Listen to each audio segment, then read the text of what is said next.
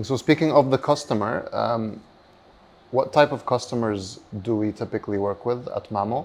And could you tell us a little bit about what the registration or onboarding journey looks like, purely from a compliance perspective and documentation perspective? So generally we are working with small to medium-sized enterprises. Now within that we may have businesses which have slightly more complex legal structures. So we can onboard businesses provided we understand who the business is, we've identified them, and we have the appropriate documentation.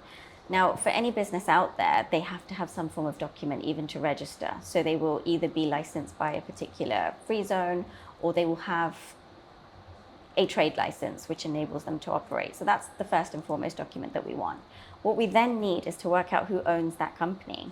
So for those owners, we want to be seeing the Emirates IDs, and we want to be checking exactly who owns that business. Now, sometimes you get slightly more complex structures where there's a few companies that are involved.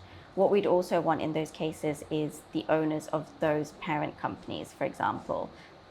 The whole idea behind this is just understanding who owns the business. It's that simple. It's to check that it's legitimately owned and that we have enough information to be sure that there's nothing that we haven't caught in terms of suspicion, for example. And how do we handle that information? What do we do with the information once we get it? So we will be screening those documents, and this is where our operations team are really important. They need to be checking that these documents are legitimate, that they're not expired, and that we will keep them very safely and securely. So we understand the importance of making sure that customer data is safe.